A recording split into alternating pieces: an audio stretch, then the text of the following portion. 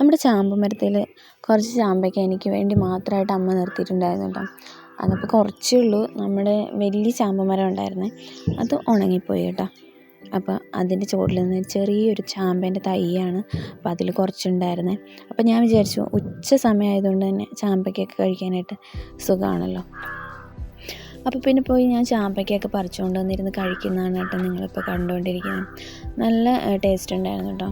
എന്താണെന്ന് വെച്ചാൽ ഇപ്പോൾ മഴയൊന്നും ഇല്ലാത്തതുകൊണ്ട് തന്നെ ചാമ്പയ്ക്കയ്ക്ക് നല്ല മധുരം ഉണ്ടായിരുന്നു. അതുപോലെ തന്നെ ഉപ്പും മുളകൊക്കെ കൂട്ടി കഴിക്കുമ്പോൾ നല്ല ടേസ്റ്റ് ഉണ്ടായിരുന്നു. എനിക്ക് ആ ടേസ്റ്റ് ഭയങ്കര ഇഷ്ടമാണ് കേട്ടോ. അപ്പോൾ കുറേ നാൾ ഈ ചാമ്പയ്ക്കൊക്കെ കഴിച്ചിട്ട്, അതുകൊണ്ട് തന്നെ ഞാൻ എത്തുന്നുണ്ടായിരുന്നില്ല ചാമ്പയ്ക്ക പറിക്കാൻ വേണ്ടിയിട്ട്. എന്നിട്ട് ഞാൻ കൈ എത്തിച്ച് പറിക്കുന്നൊക്കെ ഉണ്ടായിരുന്നു.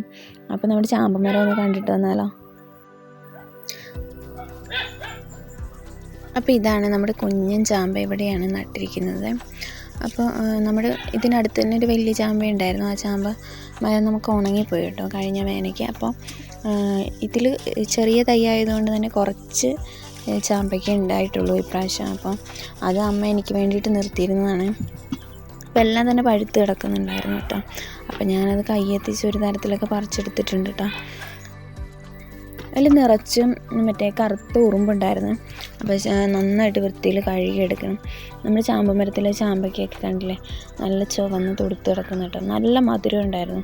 ഇപ്പം മഴ കുറവായതുകൊണ്ട് തന്നെ നല്ല മധുരമായിരുന്നു കേട്ടോ. ഞാൻ പിന്നെ അത് നന്നായിട്ട് വൃത്തിയിൽ കഴുകി ഉറുമ്പിനെല്ലാം കളഞ്ഞെടുത്തിട്ടുണ്ട്.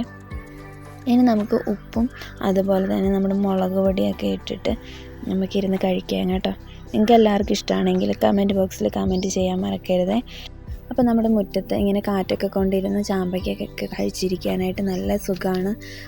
നല്ല കിളികളുടെ ശബ്ദമൊക്കെ ഉണ്ട് കേട്ടോ. വീഡിയോ ഇഷ്ടമായ ചാനൽ ഒന്ന് സബ്സ്ക്രൈബ് ചെയ്ത് സപ്പോർട്ട് ചെയ്യണം കേട്ടോ.